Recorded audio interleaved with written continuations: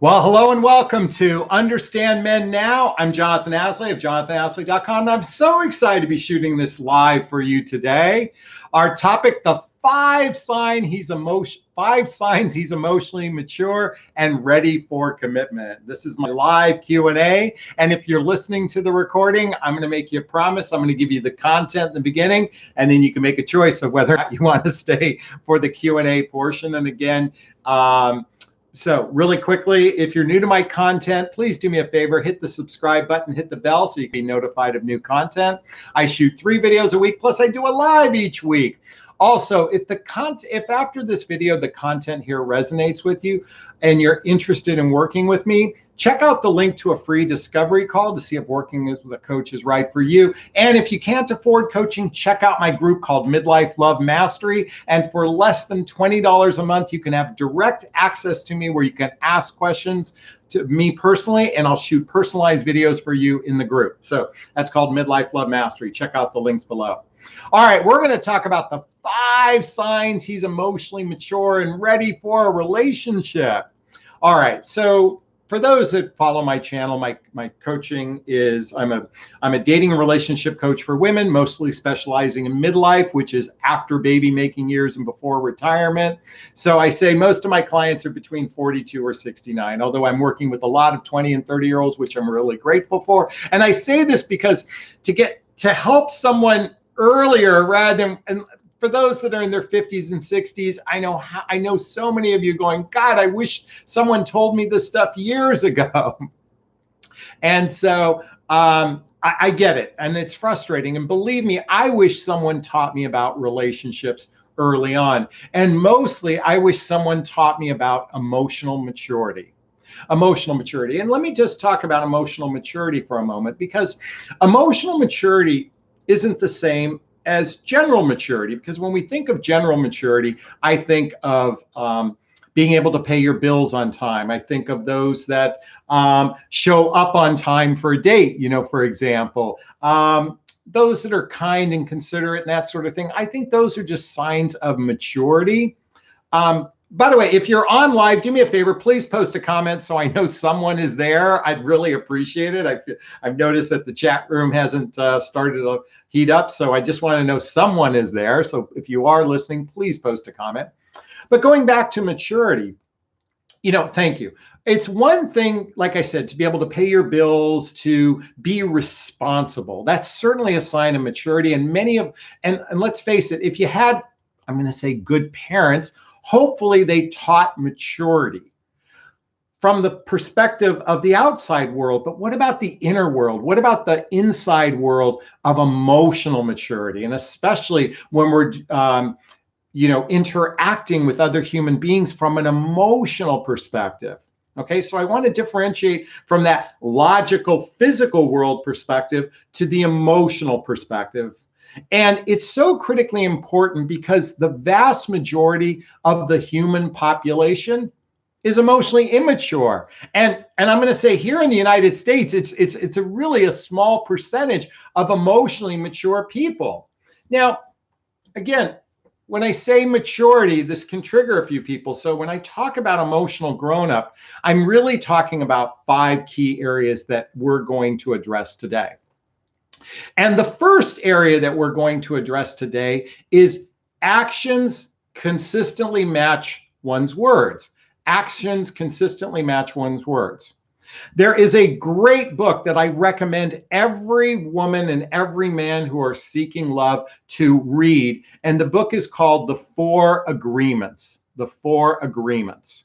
And ladies, I highly recommend that if you're going to explore a relationship with a guy, then you both must be reading this book, because the 4 agreements, I'm going to read you the 4 agreements really quickly from the book. Agreement 1, be impeccable with your word. Be impeccable with your word. Number 2, don't take anything personally. Number 3, don't make assumptions. And number 4, always do your best. Always do your best. The 4 agreements. Ladies, before the penis gets to go inside the vagina, This should be part of the process. And by the way, please forgive me for those that feel offended by that. I'm just illustrating a point that before you begin a sexual relationship, wouldn't it be great that you're dealing with an emotional grown-up? And one of the clear signs of emotional maturity is that actions consistently match words. Now, let me just say this. We all make mistakes. If we say we're going to call at a certain time, we can't. There might be some extenuating circumstances. I had a client who shared with me that the man she had a date with at the last minute canceled, but it's because, not but, I'm trying to eliminate but from my language, and because but negates everything you just say. And what happened was he got jammed up at work. He had a big project and it didn't get resolved before the date and he canceled at the last minute. That doesn't make him a bad guy. That doesn't make him out of integrity. It's just that's what happened in that particular case. Now, that's the exception and not the rule. If the rule is consistently actions don't match words, then that's a lack of emotional maturity. Number two sign of emotional maturity, and this is hugely important, and I'm going to say a lot of you ladies lack this, okay, is you either have victor consciousness or victim consciousness. Let me repeat that. You have victor consciousness or victim consciousness. And victim consciousness is really those that complain and point the finger at the problem and not looking inward for the solutions. We are literally suckling on the nipple of victim consciousness here in the United States. And everybody's a victim. Oh my God. And it's so showing up now in cancel culture and every other facet. And God forbid somebody, judges another person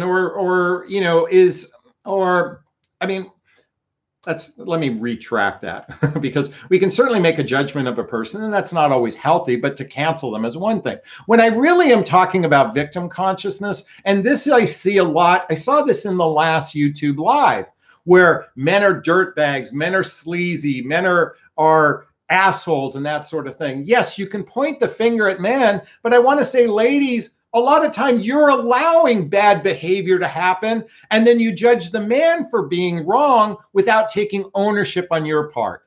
And that's what a victor does. An empowered woman, an empowered, emotionally mature person takes ownership in their life. They take ownership to their experience and they don't point the finger at someone else because there's always three fingers pointing back when a finger is being pointed at someone else. By the way, I want to thank everyone who said hi so far. Okay, number three, and this is critically important. It's learning how to do what's called fight fair. And this is really centered around conflict resolution skills. Every relationship is going to have conflict. Okay, it's going to have issues. An emotionally mature person listens to the other person's point of view. They accept the other person's point of view as being right for them. Let me be critical here. So you have a disagreement about someone. I understand that's how you feel. I accept that's how you feel. This is how I feel about it. Do you accept how I feel about it? An emotionally mature person does that. Emotionally immature people gaslight or turn it around and find a way to make it your fault instead of taking ownership. And that's learning how to fight fair. And I like, by the way, I talk a lot about books in my videos. So I'm going to bring up the book, 8 Dates by Dr. John and Julie Gottman. 8 Dates by Dr. John and Julie Gottman. One of the critical factors in a relationship is resolving conflicts. And in this book, it talks about it in detail. And I highly recommend understanding this because if one doesn't understand the importance of conflict resolution and learning how to express oneself in a healthy way, then there's going to be friction in the relationship. And it's really a lack of maturity when a person doesn't listen to the other person's point of view and accept their point of view as being true for them, not the truth, as being true for them. Okay, the fourth sign of emotional maturity is empathy. Empathy. And empathy isn't just, I can feel your feelings. Empathy is, I care about your feelings. Now, the reason why I just choked up for a second is that, as I can see in the camera, I can see my son, Connor. That's my son, Connor. He's the one who passed away a few years ago. And there was such a rush of empathy that came out for me from the world. Sympathy as well as empathy.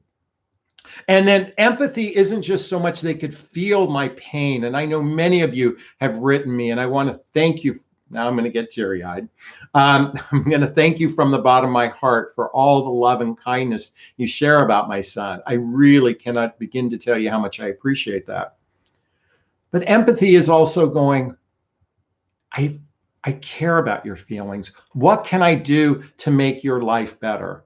What can I do to make your life better? And in relationship, this is so critically important. Are you with a man who says, what can I do to make your life better? And they actually pay attention to your feelings, and they're actually proactively trying to help you in your life. And emotionally mature, two emotionally mature people are doing it together for one another. It is not one-sided. And a lot of times, ladies, you're the ones being emotionally mature and they're not. Now, believe me, there are plenty of women who are completely unconscious. I can say this as a man dating out there. There are plenty of unconscious women who think they have empathy. And again, I'm talking about empathy goes beyond just feeling feelings, but it's actually leaning in, because you know how big I can't stand leaning back, leaning into someone's feelings.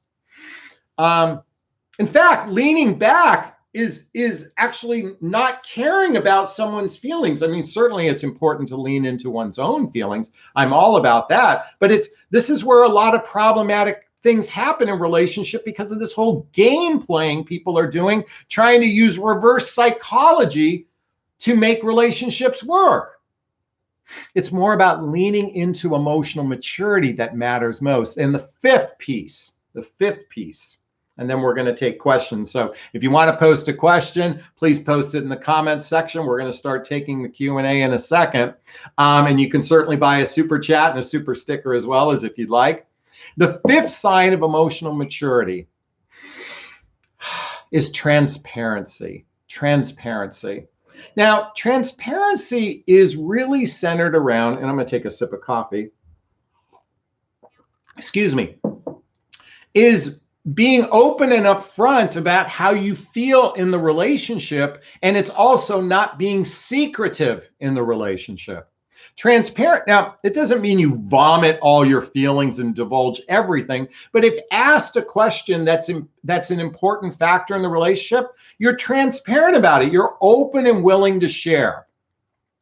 And you're open to share your doubts as well as your happiness within the relationship, because that's a sign of emotional maturity, saying, I have doubts about this relationship. Doesn't mean I want to end it, but I want to know how we can make it better. And that's what a transparent person does. And ladies, I know many of you are watching this going, I'm an emotionally mature person. And I can tell you a lot of you fail at this as well. I know.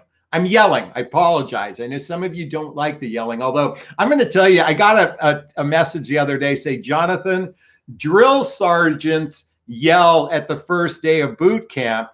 And at the end of boot camp, after a 12-week boot camp, everybody has respect for the drill sergeant. The yelling is merely my style. I understand it offends a few of you. I apologize for that. I only apologize to the extent I'm not apologetic for my actions. I'm just sorry that offends you. And to the extent, you know, if you don't want to watch me, that's fine too. But I'm here to say, much like a drill sergeant, my job is to shake you up, to make changes in your life. And I do it in a very boisterous, flamboyant way. So the 5 signs of emotional maturity, and then we're going to take questions now. So if you want to post a question, type it in the chat box, is actions consistently matching words, victor consciousness, not victim consciousness, learning how to fight fair, listening and accepting the other person's point of view. Empathy. Empathy isn't just I care about, I can feel your feelings. It's also I care about your feelings. And number 5 is transparency. All right. I'm ready to take questions now. I'm really excited about that. So I'm going to have to put on my glasses. And before we do, I want to see if you can guess this song. Let's see if you can guess that song. But now I'm going to look to see if we have any questions. All right.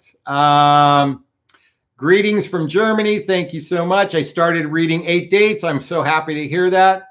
I'm not so sure if I'm absolutely mature because there's a bunch of trauma in my past. Gita writes, I'm not sure if I'm absolutely.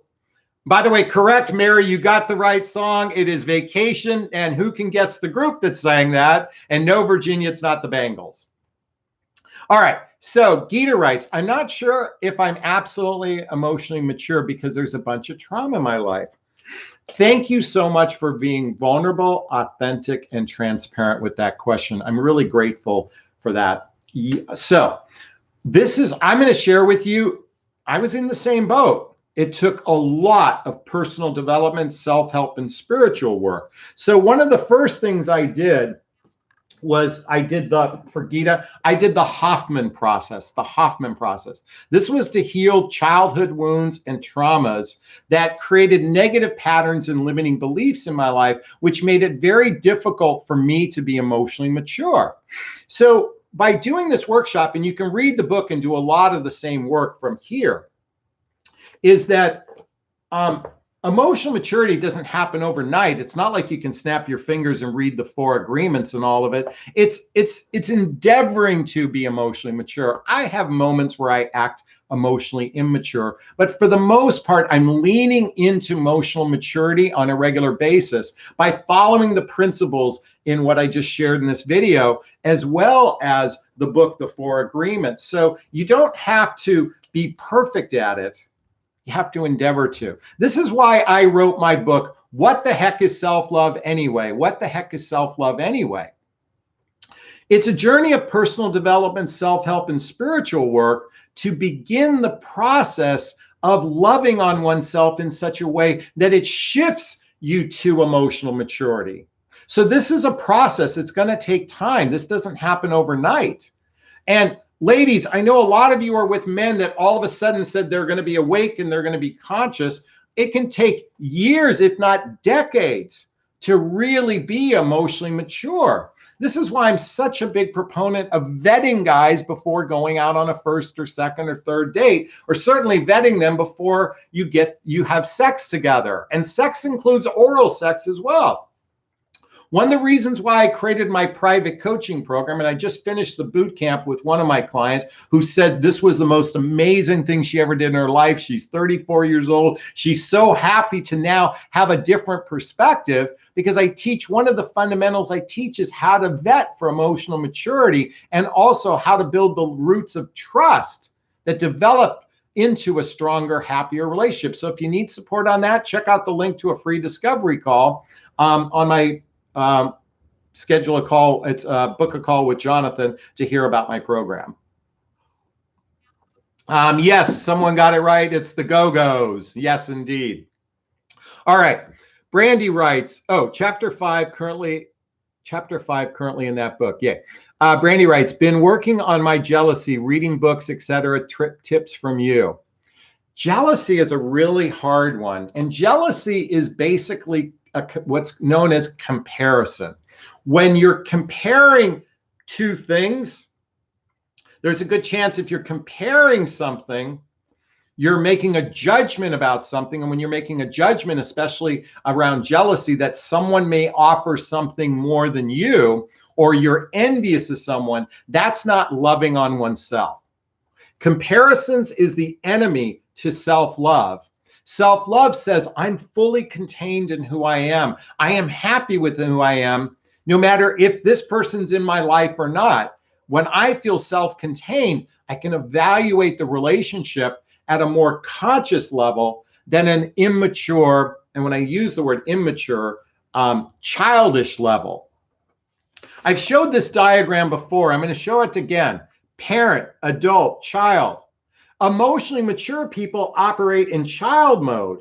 And when someone's in child mode, that almost means the other person, if you're in relationship, they go into parent mode. And that's not a healthy place to be in relationship. What's required is two adults in relationship.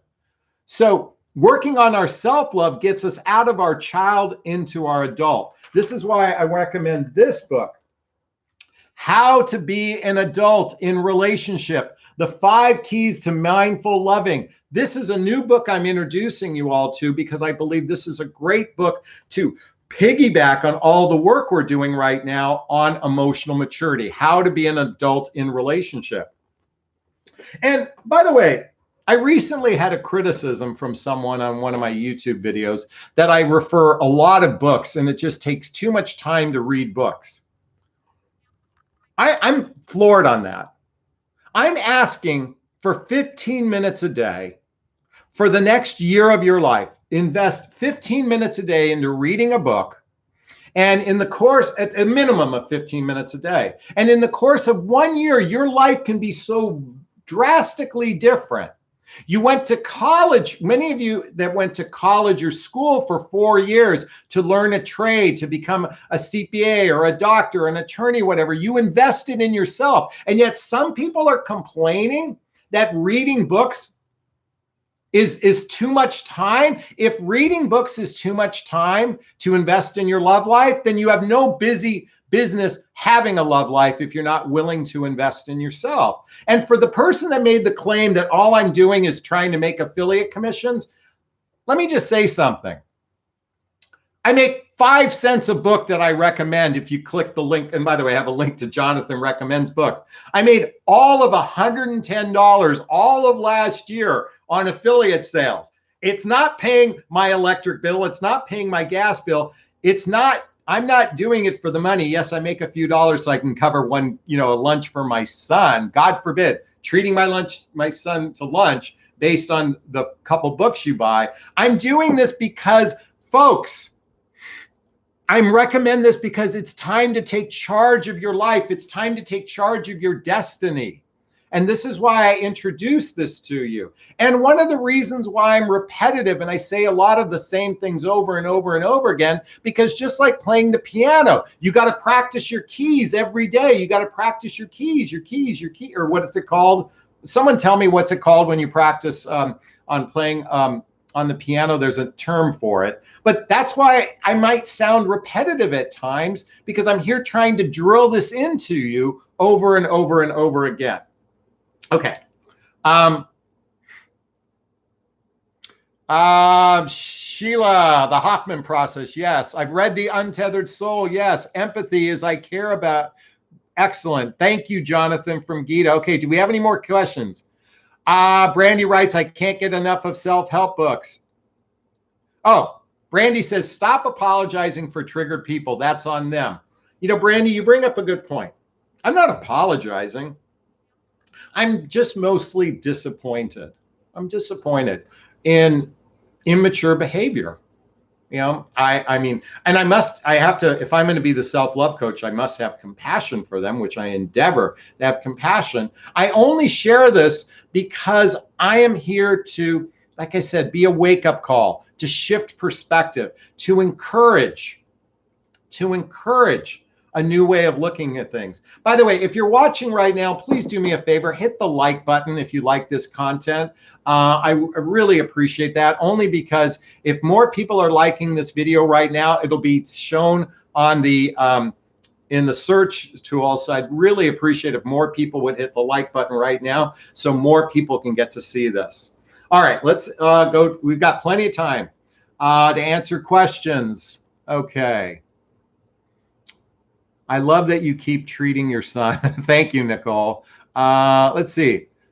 All right, someone ask a question. Let me see if I'm going to scroll up. Bear with me. I've read The Untethered Soul. Thank you, Jonathon. Oh, today is my birthday. Oh, today is his birthday. We're in a 5-month relationship. He spent, all right, so I'm watching rights. Today is his birthday. We're in a 5-month relationship. He spent Christmas, New Year's Eve, and today his birthday with his 80-year-old uncle. Not considered considered to spend time with me. I wonder if he's taken.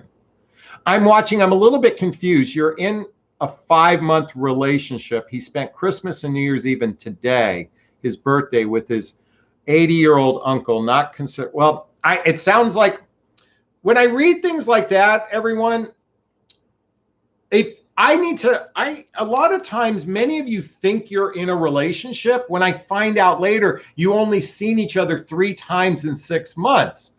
My invitation for everybody is, what do you want in a relationship? What does a relationship look like for you? And ask yourself, is the relationship I'm in the same as the relationship, that I want? And see if there's I'm going to use the word comparison, but see if they line up together. I know so many of you are in a relationship or claim to be in a relationship with someone who you're not in relationship with. Do you call each other boyfriend and girlfriend? Do you see each other do you see each other 3 or 4 times a week, doing shared activities, hobbies, mutual interests, spending time with family and friends? That's what a healthy, happy relationship looks like. You can certainly be in a casual relationship. You can be in a friends with benefits relationship. You can even be in a virtual relationship. Many long distance relationships are simply a virtual relationship. Ask yourself, do you want a virtual relationship, or do you want a day-to-day relationship that leads to partnership?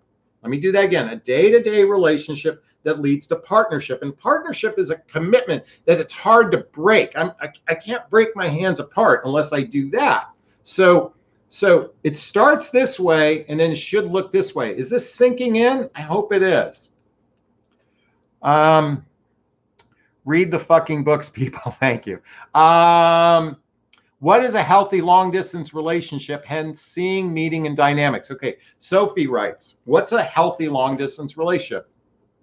I think the most important thing in a long distance relationship is to have a plan. How are you going to shift from distance to togetherness? How are you going to shift to, that's the most important thing, is how are you going to shift from distance to togetherness, and having a plan. Once you have a plan in place and set benchmarks of when you're going to reach that plan, then you can decide if you're in a healthy, happy relationship that happens to be long distance. By the way, just as a reminder, hit that like button so more people can be seeing this video. Thank you so much. Okay, I'm watching. He's not open to meet me more than once or sometimes twice a week. He never calls, just text. Okay, so that's okay. Once or twice a week is plenty. And the fact that he doesn't call or text is not uncommon for some people. I guess the question is, going back to I'm watching, what is it that you want? What does partnership look like for you? What does commitment look like for you? Now, ladies, I'm going to share a story of this goes back 7 years ago. I was on a coaching call with a woman, and I think it was our first session. She was reaching out to me about advice about the man she was dating. And during the conversation, she says, well, Jonathon, and she's sharing with me the story of their relationship, and they see each other once or twice a week. He doesn't call, doesn't text. And she says, I want more commitment from him. I'm like, great. What does that look like for you? Well, Jonathon, I just want more commitment from him. I'm like, great. What does that look like for you? But Jonathon, I just want more commitment from him. Great. What does that look like for you? But Jonathon, I just need more commitment. Ladies, if you can't explain to me what commitment looks like, then how the hell is a guy going to know what it looks like for you? You have to determine what commitment looks like. And that's a really important and deep question. Because ladies, most of you, and this is a judgment on my part, most of you are effing clueless. And then you expect the guy to be in charge of this. And men are relatively unclear on this as well. This is why, there's a book I want you to read. Read that title. Shut Up, Stop Whining, and Get a Life. Shut up, stop. If you don't know what commitment looks like, then you have to take charge of your destiny and express what it is to you, because that's what a standard is expressing what commitment is to you and seeing if he meets it. There I go. I'm yelling again. Come centered. Becoming centered. All right. Sorry, I just went off on a tangent. Declaring day-to-day relationship. Yes, I'm almost like a virtual relationship. Well, I'm sorry to hear that. I'm watching. I hope you repost this recording. I missed the first 20. Yes, Beth, the recording will be posted. I'm watching you. You deserve more than what he's giving. Donna, you're making a claim she deserves more than what he's giving. Well, how about her? Why are you allowing this? Remember I said this earlier, ladies, stop pointing the finger at men. Why are you allowing the relationship that you're in? This isn't about him. This is always, always, always about you. This is always about self-love. Whenever you accept behavior that you don't like, that's on you. It's not on them. And you deserve great behavior when you start showing up loving yourself. And I'm yelling this one in particular because here's the thing. If a child was going to put their hand in fire, you don't say, please love yourself. Please love yourself, because that's going to solve everything. Sometimes you have to yell, and that's what I'm doing. I'm yelling this. Okay.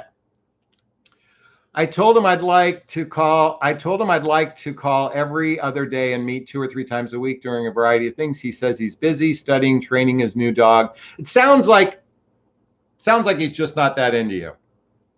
And I Am Love agrees.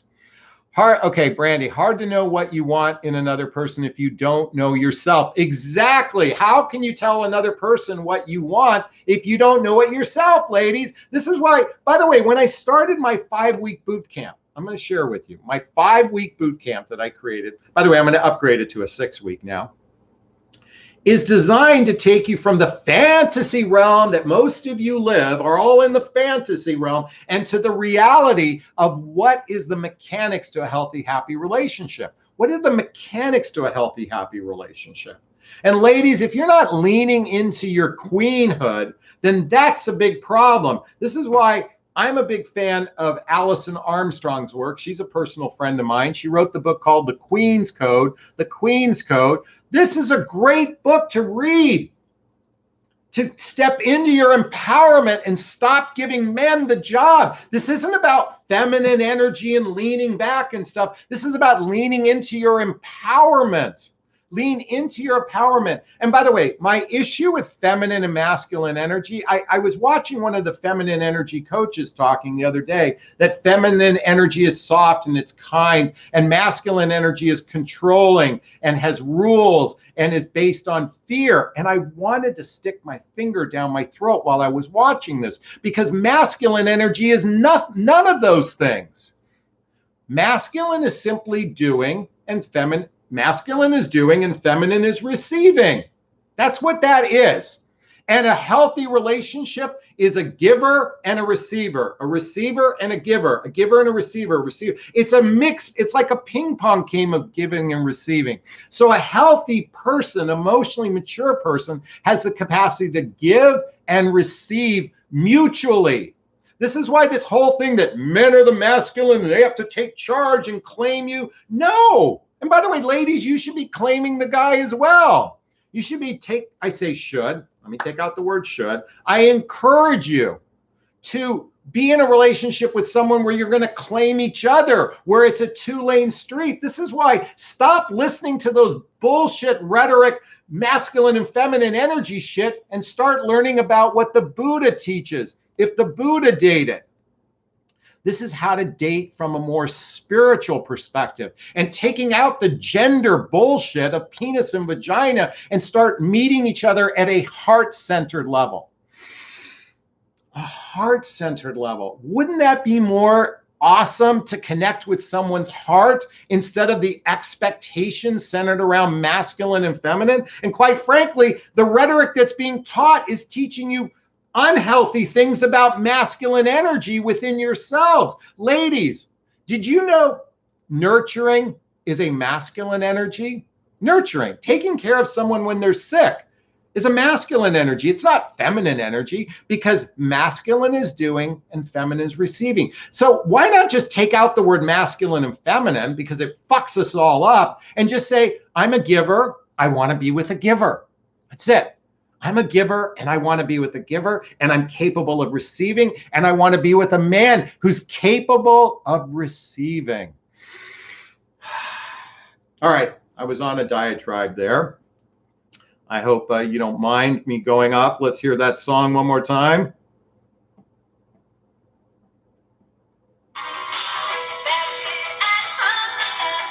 I just can't help it. I want to hear this song. All right. All right, let's see what our next questions are. I felt a powerful connection and faded, helpful. Okay, thank you. Gisela writes, I'm dating a guy, I apologize for brutalizing your name. I've been dating a guy for 7 months. Last week, I visited his house for the first time, and his daughter ignored me, walked away. What can I expect? Okay. Obviously, someone who has children, this can be a very challenging aspect of the dating process when we come to the table with our family. Because think about it, when two people got married and it's a husband and wife and they raise children together, ideally the children love the parents and the parents love the children. But now in the dynamic we're in today, we could be introduced to someone else's children. And not everyone's children loves the new person because they have a deep love for their mother or their father. And it's very difficult emotionally for a child to lean into that. Let me repeat that. That can be an incredibly difficult thing for a child to lean into. So what's most important in this particular case is to have compassion and have conversation with your partner to discuss how to bridge that tension and shift the energy. And by the way, if a man doesn't lean into trying to create healthy relationship between a child and their partner, that's not a very emotionally mature man. Because an emotionally mature person, transparency, empathy is I care about your feelings. So I want your feelings in this dynamic. I'm going to do my best to make you happy. That's what an emotionally mature person does. So in this particular case, I hope that he actually has a real sit down with his daughter and have a conversation around this. Okay. Maybe advise on red flags, then early red flags for women in this chat, when women sometimes accept less out of fear. Okay. Donna writes, maybe advise on red flags. Early red flags for women in this chat. Some women sometimes accept less out of fear. Well, first, it's not a man's job to deal with your fear. It's your job to deal with your fear. So if you're accepting less because of fear, then you shouldn't be dating until you address what fear it is. What is it your fear? The predominant fear most people have is I'm not good enough, I'm not lovable, I'm not likable. Let me repeat that. I'm not good enough, I'm not lovable, I'm not likable. When I created my podcast called the What Would Love Do podcast, and by the way, there's a link below to my podcast called the What Would Love Do. I say in the opening, the number one emotional health issue is I'm not good enough, I'm not lovable, I'm not likable. And so the antidote to inner suffering is, what does my book say? Please, someone write that down. What's the antidote to inner suffering? Self-love. So, because here's the thing, you almost don't even need to worry about red flags when you love on yourself. When you actually begin, I'm not saying you fully love oneself, but when you get of a process of personal development, self-help, and spiritual work, then what happens is your intuition starts to fire on all cylinders. Your intuition fires on all cylinders. And the benefit of that is your intuition is going to speak to you about red flags like a glaring red light. Blank, blank, blank, blink, blink, blink, excuse me. And that's how you're going to achieve it rather than me giving you a couple tips on red flags. By the way, what are the red flags? Action don't match the words, victim consciousness, lack of good conflict resolution skills, empathy, and transparency. All right. Jocelyn writes, read 8 dates. The man I'm dating has very difficult. different money mindset than I do. Does that mean I should end the relationship since this is a major area of not aligning? That's a great question, Jocelyn. So, all right, so let me just explain, everyone. One of the chapters in the book centers around money. Now, I talk about this in my program called Economic Agreement. Now, the reality is here in the United States, 50% of divorces cite money as the problem. So if two people aren't aligned on money, this can be a huge issue. This is why it's important to have conversations. And since this is such a critically important part of a relationship, if two people can't come into alignment on that, then does it make sense to continue going forward? Because until you come into agreements with one another, an agreement is also might require a compromise. And a compromise is simply, I'm going to trade this for this. But ultimately, it's about coming into agreement with one another. So to answer your question, find agreement or maybe consider moving on. Gita writes, I'm in a virtual relationship which is falling apart at the seams. I don't want to see myself as a victim. It's like cannot keep it alive and cannot let it go. I have a perfect book for you, Gita. What's that title? Too Good to Leave, Too Bad to Stay. Here is the book you should be reading. Too Good to Leave, Too Bad to Stay. This will help you get clarity on the relationship. And if you really want some deeper work, oh my God, besides hiring me, check out the book. This is one of my all-time favorite books by Barbara DeAngelis. Are You the Right One for Me? Ladies, you should be reading these books and stop expecting the fantasy that most of you have been raised with Disney, The Notebook, Serendipity. Let's get real about relationships. Is this resonating? If it is, please hit the like button. Please, please, please, so more people can see this. I so want to stop the narrative of choosing wrong people because you accept the behavior. Find out what you want and then decide if this person meets your needs, wants, and desires. All right. I repeated what you, Atia writes, I repeated what you said once. If they're not pursuing, don't chase. My 6-year-old, they're not pursuing, don't chase. My 6-year-old grandson heard that. So each time he goes to my phone, he says, if they don't pursue, don't chase. Okay. Thank you, Atia. Violet, hey, sweetheart. Good to see you. Love this. Thank you so much. All right. By the way, ladies, I want to turn you on to another new book. I'm showing a lot of new books today. I am a recovering codependent.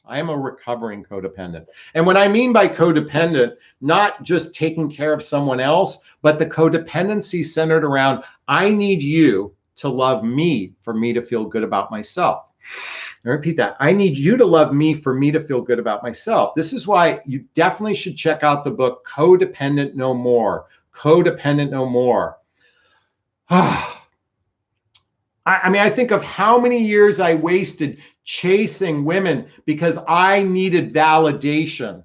I always thought it was just the Leo in me, the Leo, the lion, right? I thought that was my real issue. No, my issue was I needed validation so I could feel good about myself. This is why, when Connor passed away, I did a deep dive into self-love because I choose not to be I'm a recovering codependent. I choose not to be that anymore. I choose to love on myself.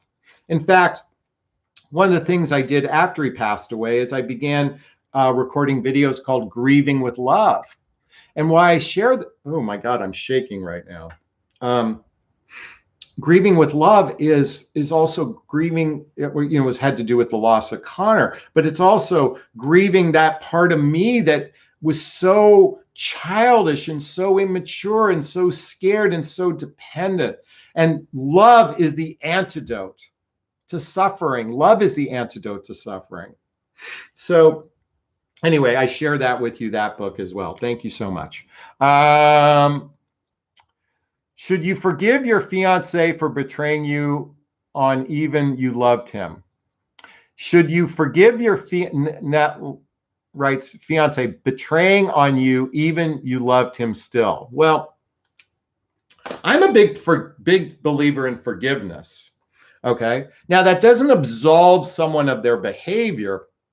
And what's most important is, oh, you know what? Hold on, everyone, a second. I'm going to get another book. This is so hugely important. This has to do with infidelity. So, Dr. Sherry Myers wrote this book called Dr. Chatting or Cheating. Now, here's a picture of her. This is my ex-girlfriend. In fact, I was with her when she was writing this book. I was an active participant. In fact, she even wrote me a sweet note, see? Chatting or cheating. All right, it's all about how to detect infidelity, rebuild love, and affair-proof your relationship. In fact, I think I'll do a live on this based on this book, okay? Chatting or cheating. I'm going to do a more detailed live on that. But rebuilding trust requires both of you to be active participants. So what couples do where there's infidelity is they buy this book and they agree to work on the content in this book as a way of healing the relationship. So if your partner betrayed you, I'm assuming sexual betrayal, betrayal with another person, then I recommend reading this book before his penis ever gets to go inside your vagina again. That's my recommendation anyway. All right. Thank you so much. All right. Helen writes, every time I feel confused or feel the need to question how a man feels about me, I think about the men who have clearly been very into me historically. It may not have been mutual from my perspective. All right. So this is a great, thank you, Helen. I believe what you're saying is, it's fascinating to me, ladies. I was working with a woman who told me that her online dating profile got crickets. In other words, no action. And I'm like, really? So I said, give me your password and give me your username. And I reviewed her profile and she had 30 or 40 messages from men. And I'm like, well, what about these? She goes, well, I'm not into those guys. Well, it's not crickets. It's just crickets that the men you want aren't pursuing you. And the men you're pursuing don't want you. Well, this is just a natural progression of the dating process. Not everyone you want wants you, and not everyone who wants you, you want them. That's just a natural aspect of it. So this is why I'm a big proponent of the following. Bump, bump, bump. Shit, I hope I don't have pit stains. Okay. Ladies, I want you to start a new mantra. Someone type this in the chat. I want you to start, it's raining awesome men. It's raining awesome men. It's raining men. Where's that song? It's raining men. I gotta find that on my YouTube. It's raining men. Yes, that's what's going to shift the narrative when you begin to say internally, there are great guys out there. There are great guys out there. I'll show you. My dad is a great guy. My son is a great guy. And that's just two. I'd like to think I'm a great guy. There are great men out there. They exist. You know them. They're fathers, they're policemen, they're firemen, they're doctors, there are the baker, they're the trash men. There's so many great men out there. You have a choice. You can either focus on the not so good men or the good men. I'm going to focus over here. There's good women out there and there's good men. Is this sinking in? Please let me know. Sheila writes, good point about getting kids to understand. Thank you so much. Georgina writes, should I be concerned when someone is considering you in the future at date? Oh, okay. Let me repeat. Should I be concerned when someone is considering you in the future at date number 4 too soon? Okay. Let me tell you something. I am absolutely guilty of doing what's called futurizing. Now, my friend Allison Armstrong calls it cut and paste, but this is a very natural thing men do. When a man is enthusiastic and likes a woman, he tries to picture her in his life in the future to see if she fits in. That's why I call it futurizing, or we also call it trying it on for size. It's like you go to the shoe store, you try on a pair of shoes, and then you start picturing, God, wouldn't these shoes look great for that wedding I'm going to? Wouldn't these shoes look great for that business meeting I have? Wouldn't these shoes look great for that date I have in 3 weeks? There is nothing wrong about a man doing that. It doesn't mean anything. What I mean by it doesn't mean anything is it's not a red flag or a green flag or a blue flag or an orange flag or anything. It just is. What's most important is to watch the actions matching the words, victor consciousness versus victim consciousness, learning how to resolve conflicts with ease, that empathy and transparency. That's more important than whether or not if he gets excited. And I am so guilty of getting excited about a woman on a date, I can't begin to tell you. Doesn't make me, just makes me a little bit in my child, but that's okay too. I think it can be charming. All right. It's Raining Men. Thank you, Nicole. Okay, I'm here. What if what if your loved one tells you he's scared because his ex-wife cheated on him and he's pulling away because he keeps telling me he is scared that his woman will cheat?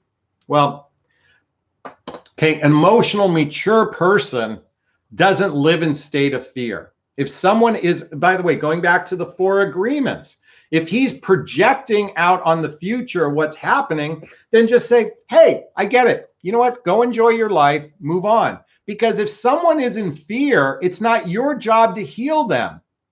Just tell them, hey, I think you're a great guy. I'm going to move on to a man. I'm going to be a little, this is going to be a little shameful, what I'm about to say. But you know what? I want to be with a man who has balls.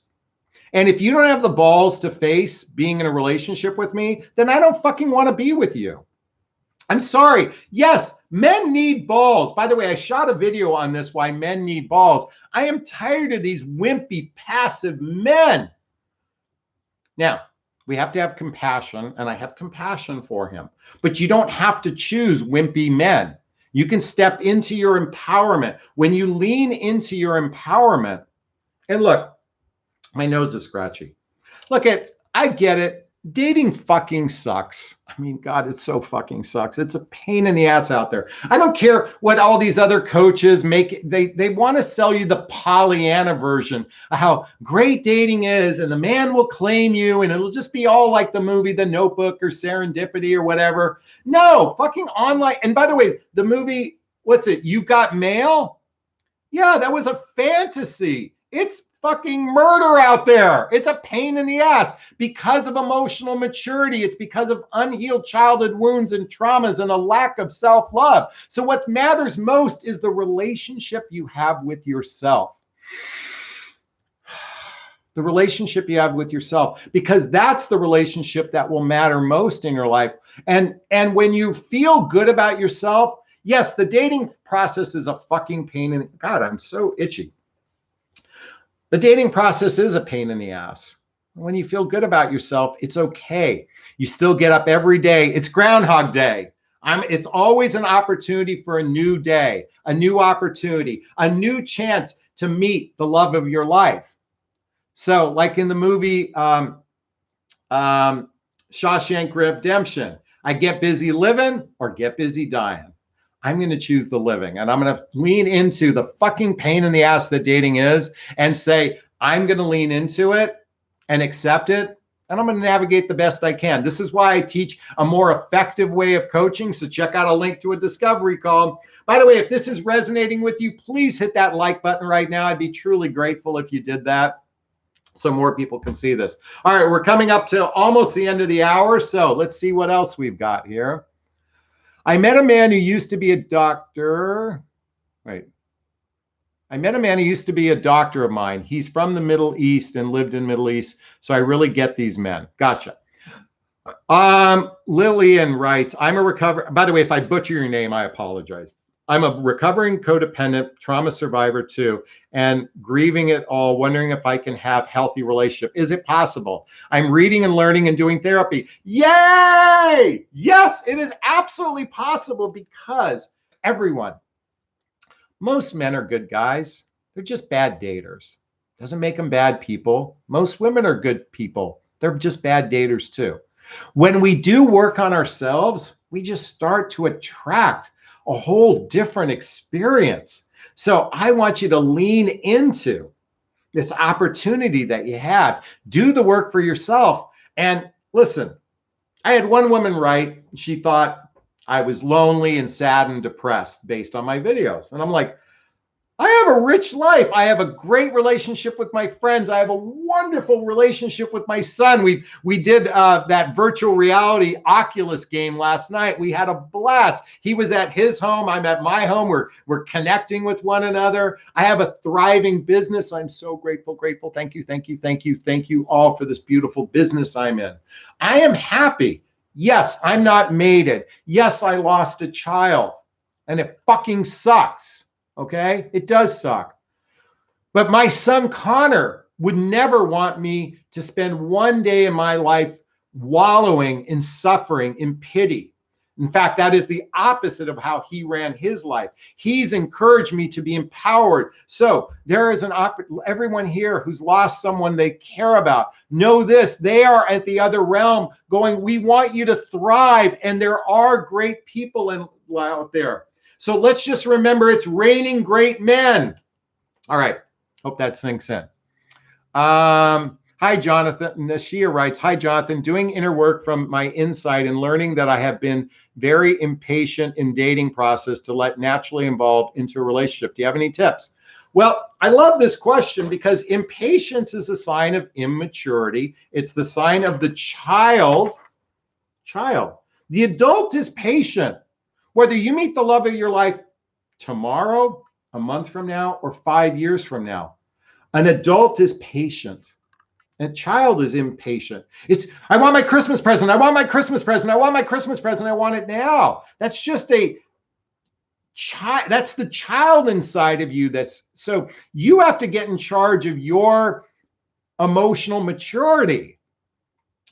Because the impetuous child is the one that wants things now. And an adult says, you know what? When I believe it, I will see it.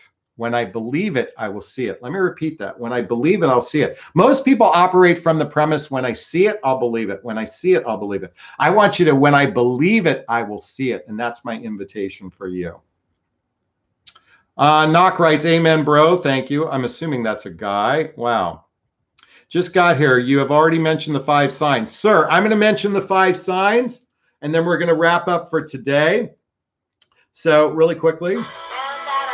Well, no, we won't do music. Okay, the 5 signs of emotional maturity, and then we're going to wrap up for today, are actions matching words. Victor consciousness, not victim conscious, meaning you take personal responsibility for your choices. Number 3, you learn how to fight fair, which means listening to the other person's point. When you have friction in relationship, you listen to the other person's point of view. You accept it to be true for them. They listen to your point of view and accept it to be true for you. Number 4, empathy. And empathy isn't just, I can feel your feelings. Empathy is, I care about your feelings. And number 5 is transparency. And transparency meaning I'm going to be transparent about how I feel about this relationship. I'm going to be transparent when you ask me questions about the relationship. That's a sign of emotional maturity. And when someone reaches that level, they're ready for commitment. All right, I hope you found value in this live today. I want to thank you all so much from the bottom of my heart. Thank you for being in the chats. Thank you for the questions. Thanks for those watching the replay. I'm truly grateful beyond words. I'm going to wrap up this podcast as I always do. First off, giving myself a big, gigantic Jonathan Bear hug of self-love. I'm going to reach into the camera and give you a hug of love, if that's okay. I'm going to ask you to turn to someone or a pet or a teddy bear or a pillow and give it or them a hug of love, because hugs are a great source of love and we can all use more love in our lives. Thanks a bunch. Wishing you a wonderful day. Bye-bye now.